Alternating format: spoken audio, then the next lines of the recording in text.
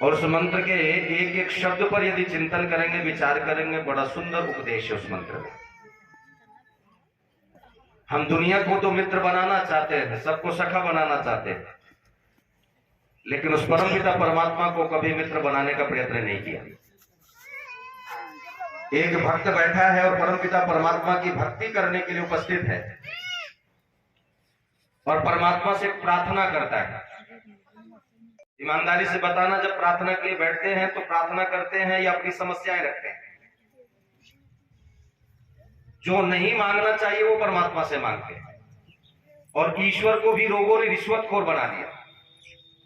मंदिर में जाते हैं लोग, गीत गाते हैं बड़े प्रेम से, विशेष करके महिलाएं, और वह गीत कौन सा गाती हैं?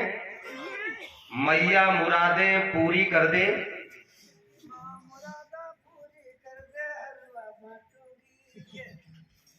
बोलो। और हलवा कितने का? कितने का हलवा? 50 रुपए का। मांगे कितने की? लाखों की, करोड़ों की। लेकिन परमात्मा से प्रार्थना करनी है तो कैसे प्रार्थना करना? ऋषि दयानंद लिखते हैं प्रार्थना के विषय में। मांगने का अधिकार कब है? बोले पूर्ण पुरुषार्थ के पश्चात किसी सहायवान व्यक्ति से मांगने का नाम ही क्या है? बोलो, प्रार्थना। पहले पुरुषार्थ, और बिना पुरुषार्थ के मांगोगे कुछ प्राप्त होने वाला नहीं है। तब एक भक्त बैठ करके परमपिता परमात्मा से प्रार्थना करता है, मांगता है। और क्या प्रार्थना करता है? एक एक शब्द पर विचार कीजिएगा। वेद का मंत्र कहता है सख्यते इंद्र। सखा शब्द आप सबने सुना है, इंद्र भी सुना, कोई क्लिष्ट शब्द नहीं है। भक्त परमपिता परमात्मा से कहता है प्रभु मैं तुझे अपना सखा बनाना चाहता हूं, तेरे सखत्व को, तेरी मित्रता को प्राप्त करना चाहता हूं। बोले सखा कौन होता है, मित्र कौन होता है? ऋषियों ने कहा मित्र वह होता है जो पापों से बचा करके हित के कार्यों की ओर प्रेरित करता है। पापान निवार्यति यो जयते हिताय गुह्यम निबुहति गुणान प्रकटी करोति आपत गतम चनज हाथि ददाति काले सन मित्र लक्षणम प्रविदंति संता।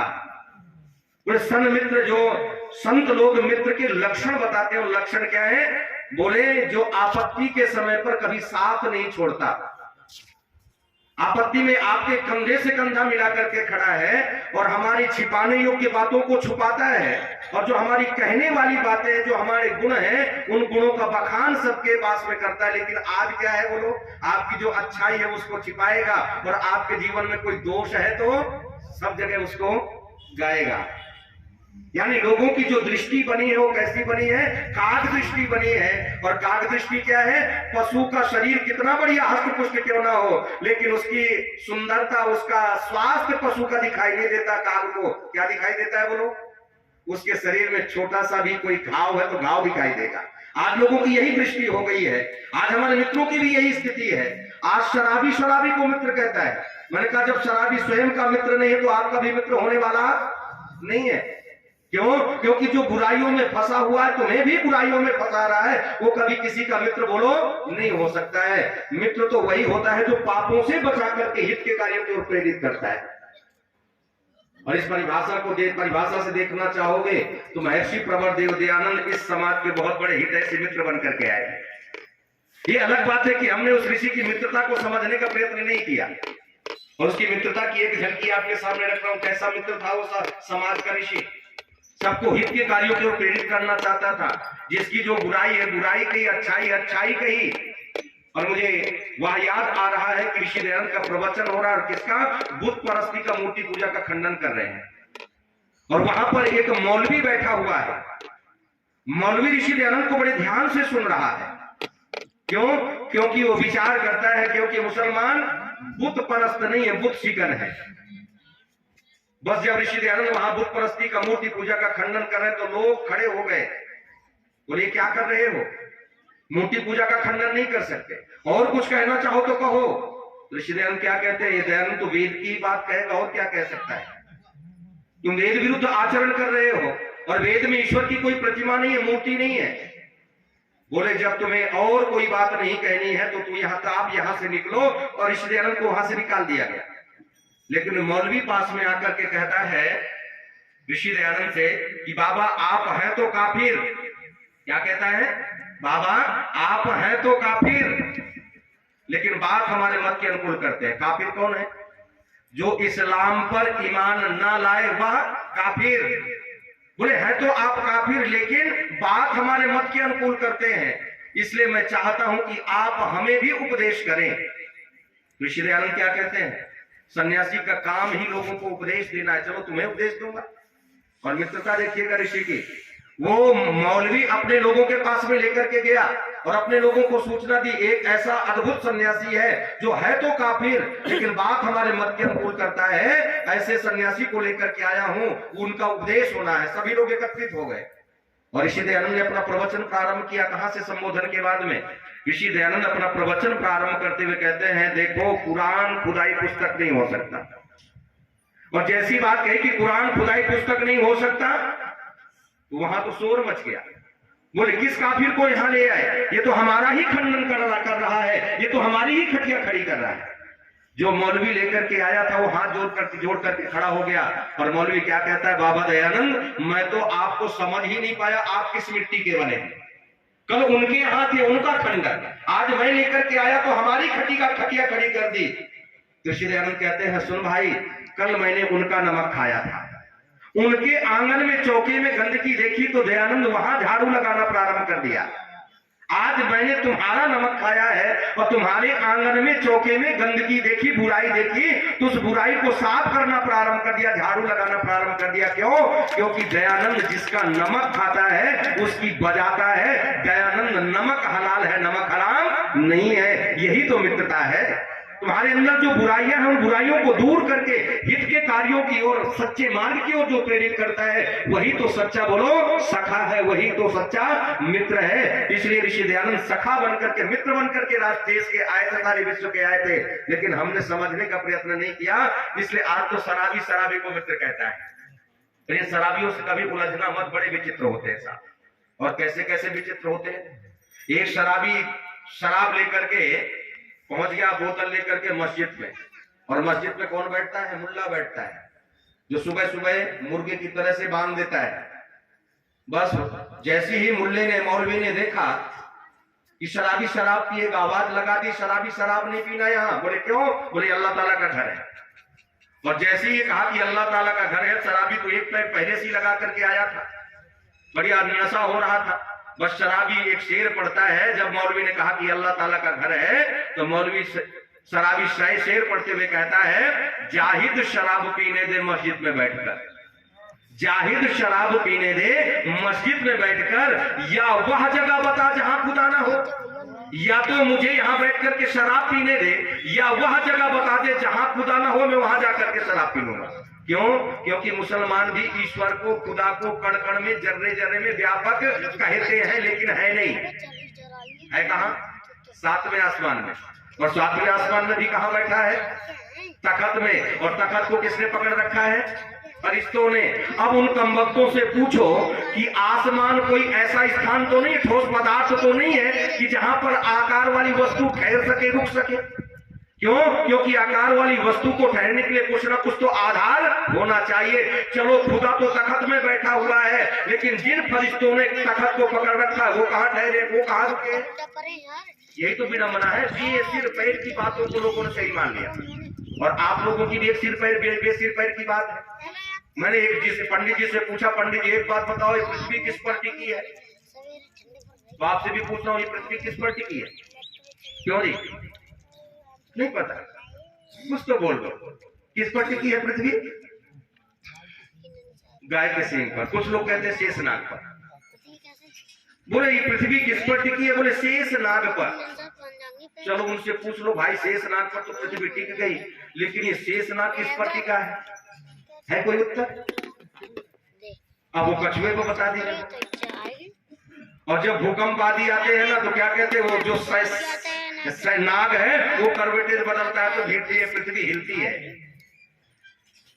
लेकिन निवेदन कर रहा हूं, वो शेषनाग किस पर टिका है जब पूछते हैं तो कोई उत्तर नहीं बनता। एक पंडित जी से ऐसी वार्ता हो रही थी, तो मैंने कहा पृथ्वी शेषनाग पर नहीं टिकी। तो पंडित जी ने कहा तुम नहीं बताओ फिर किस पर टिकी है? तो मैंने कहा पंडित जी शेषनाग पर टिकी है।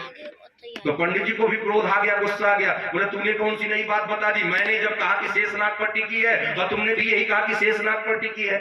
मैंने कहा पंडित जी एक बात सुनो, जब आर्य समाज का व्यक्ति कहता है कि पृथ्वी शेषनाग पर टिकी है तब ये पृथ्वी शेषनाग पर टिकी है, लेकिन जब तुम कहते हो कि पृथ्वी शेषनाग पर टिकी तब ये पृथ्वी शेषनाग पर नहीं टिकी। क्यों? क्योंकि नाग किसे कहते हैं? नाग का अर्थ क्या है? ना आगच्छति ना गच्छति, जो ना कभी आता है ना कभी जाता है उसी का नाम तो क्या है? बोलो, नाग है। और आना जाना कौन नहीं करता? हम सब जीवात्मा एक देशी है, इसलिए हम सब आना जाना करते हैं, लेकिन जो सर्वदेशी है, सर्वव्यापक है, वो कभी आना जाना नहीं करता है। और इसलिए सर्वव्यापक कौन है? बोलो, परमपिता परमात्मा है, इसलिए परमात्मा कभी आना जाना नहीं करता, इसलिए उस परमात्मा का ही नाम क्या है? बोलो, नाग है।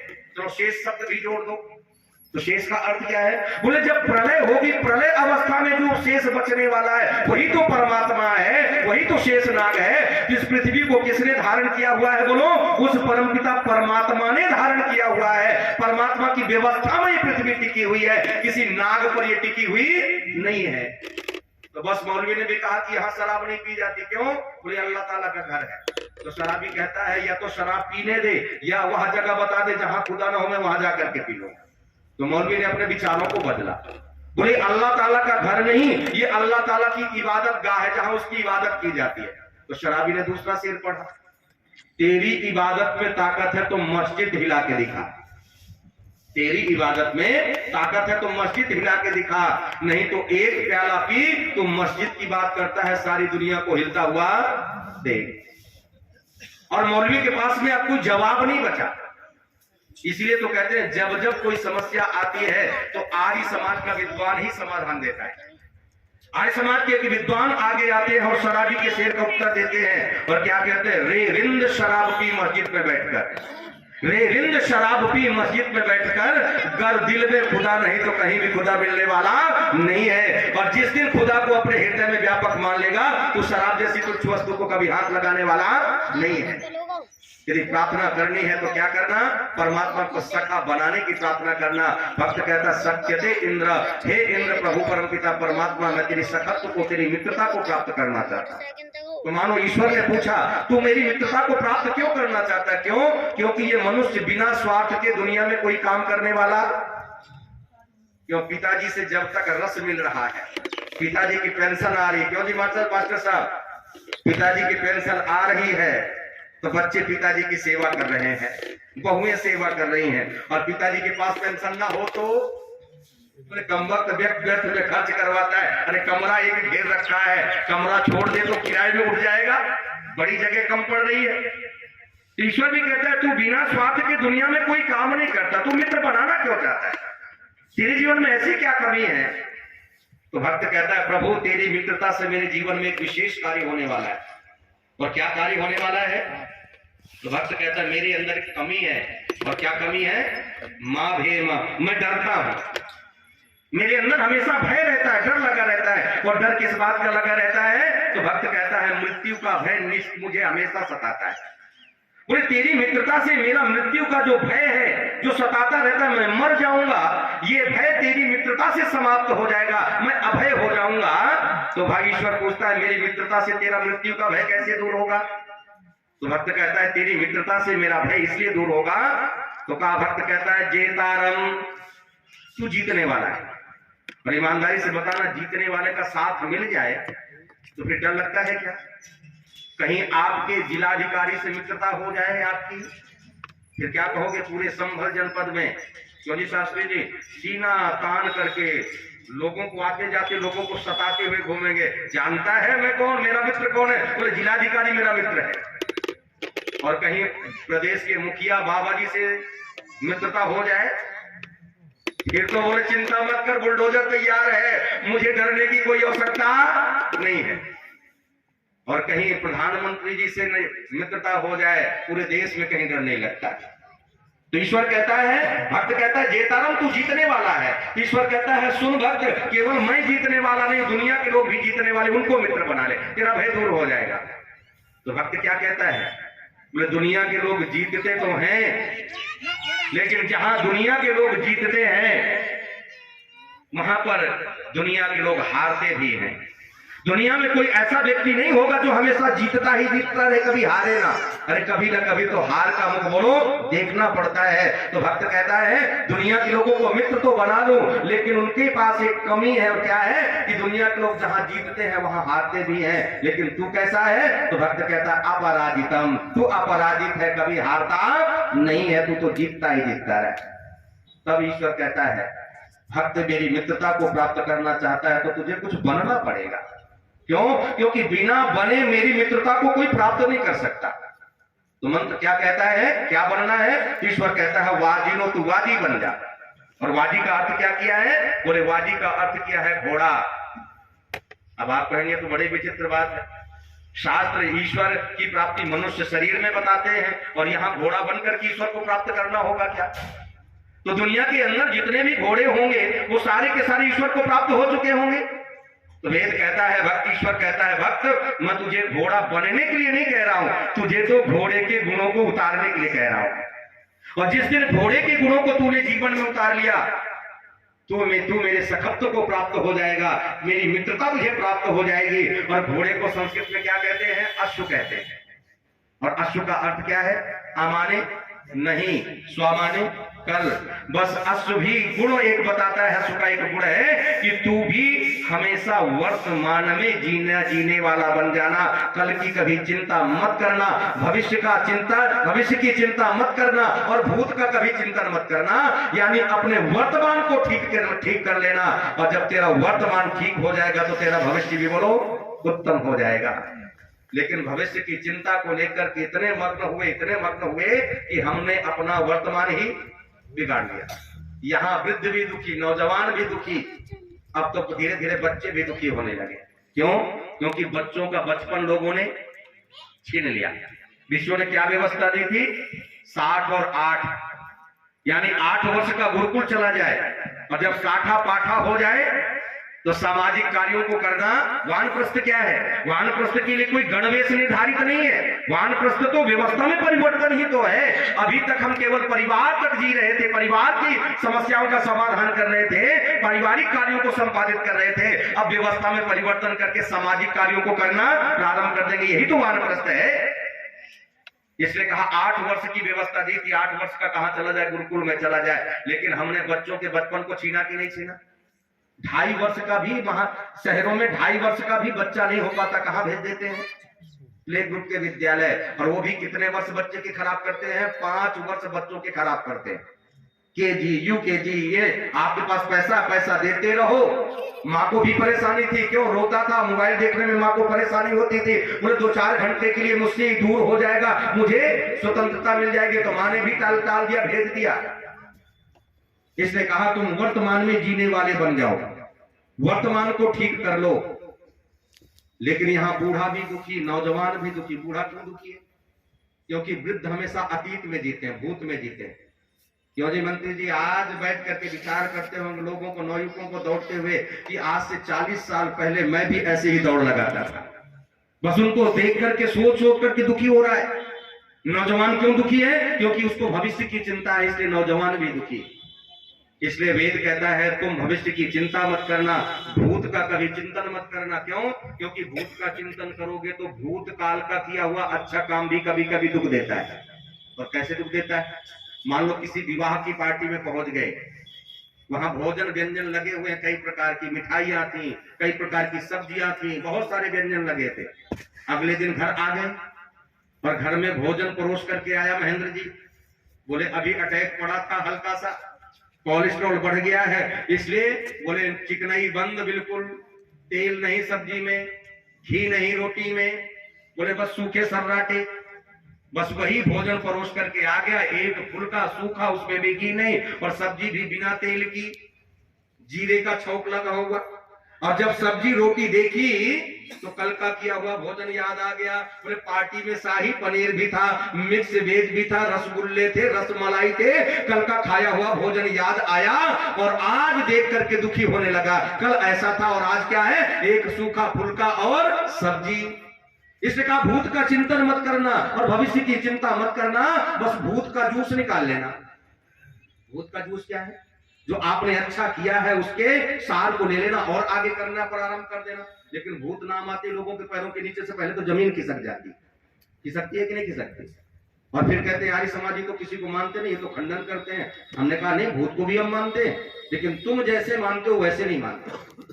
और कैसे भूत को मानते हैं, आकृति कैसे बनाते हैं भूत की? बोले भूत लंबा लंबा है। मैंने कहा संभल वालों बढ़िया पहचान करते हो तुम लोग, तो भूत की ठीक पहचान की है। वो लंबा लंबा, उसकी चोटी आकाश में लगी है। और दूसरी बात क्या कहते हैं भूत के विषय में, उसके पैर जमीन पर। मैंने कहा पहचान बढ़िया है, लेकिन ये कभी डराता नहीं, सताता नहीं। और तीसरी एक और बात भूत के विषय में कहते हैं उसके पंजे पीछे को हैं। मैंने कहा अब तो बढ़िया पहचान कर ली भाई साहब, ऐसा ही भूत है। और चौथी एक और बात कहते हैं भूत पीछे से गंजा है। मैंने कहा अब बिल्कुल पहचान ठीक आ गई, ऐसा ही भूत है, लेकिन ये कभी डराता नहीं, परेशान नहीं करता। लेकिन कभी विचार नहीं किया उस जो भूत की चोटी आकाश में क्यों है? क्योंकि 5 महाभूतों में सबसे पहला महाभूत कौन है? आकाश है, इसलिए उसकी चोटी आकाश में है। और अंतिम भूत क्या है बोलो? पृथ्वी है, इसलिए उसके पैर जमीन पर है। एक भूत काल है जो वर्तमान को खाता है और पीछे चला जाता है, इसलिए उस भूत के पंजे किधर है बोलो? पीछे की ओर है। मैं जितना जितना प्रवचन करता जा रहा हूं, कितना क्या होता जा रहा है बोलो? भूत होता जा रहा है।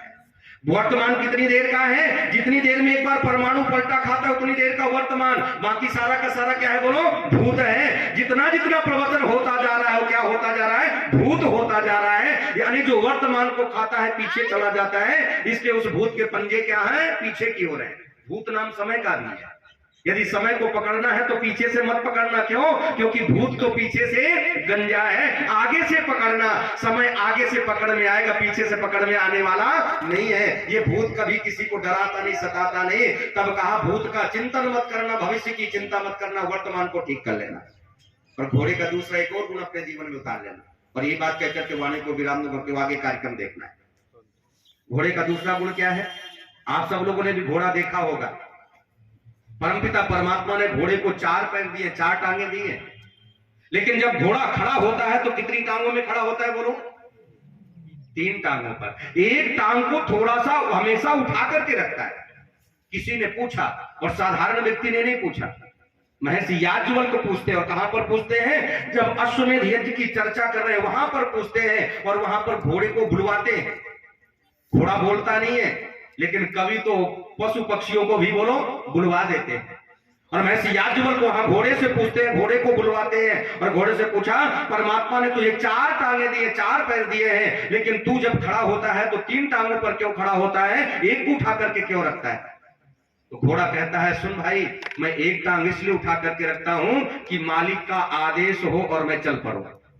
यानी मालिक के आदेश का पालन करने में टांग उठाने की भी देरी नहीं होनी चाहिए। बस वेद भी यही कहता है कि उस ईश्वर को मित्र बनाना चाहते हो तो एक काम करना कि अपने जीवन में शुभ कार्यों को करने में कभी देरी मत करना। लेकिन देरी किसमें होती है? संभल वालों बताना ईमानदारी से। जितने भी मुहूर्त आप लोग निकलाते हैं किसके लिए? बुरा काम करने के लिए मुहूर्त निकलाता है क्या कोई?